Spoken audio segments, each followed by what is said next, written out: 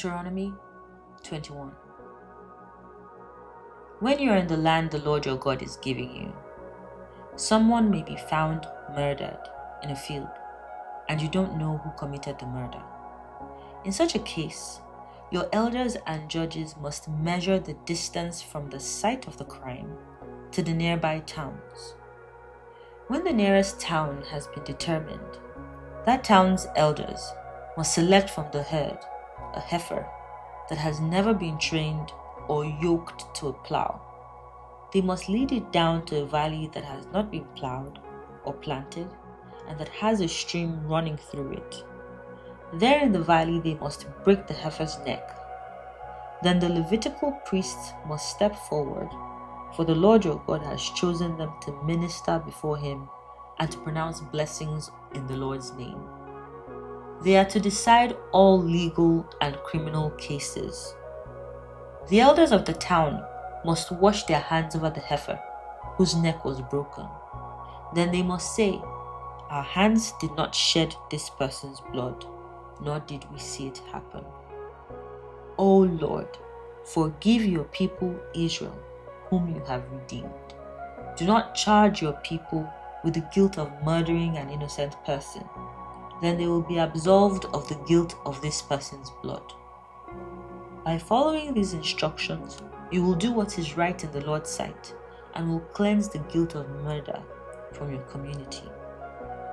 Suppose you go out to war against your enemies, and the Lord your God hands them over to you, and you take some of them as captives.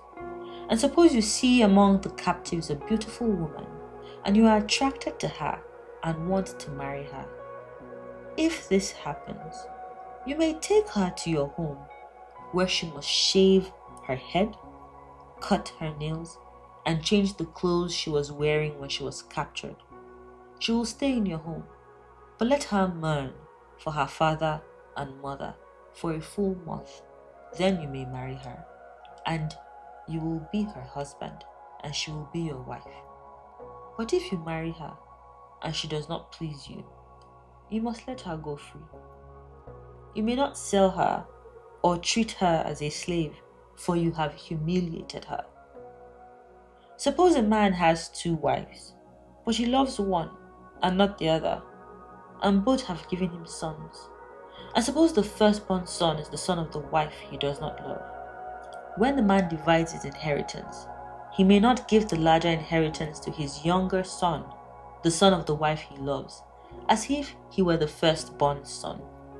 He must recognize the rights of his oldest son, the son of the wife he does not love, by giving him a double portion.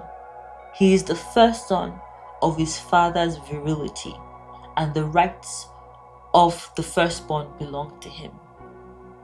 Suppose a man has a stubborn and rebellious son, who will not obey his father or mother, even though they discipline him.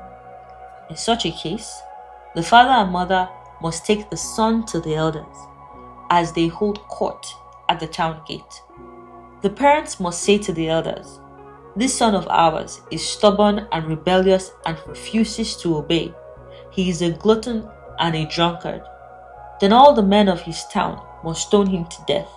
In this way, we will purge this evil from among you, and all Israel will hear about it and be afraid.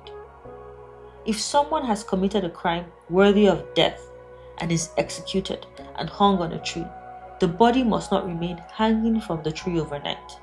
You must bury the body that same day, for anyone who is hung is cursed in the sight of God. In this way, you will prevent the defilement of the land the Lord your God is giving.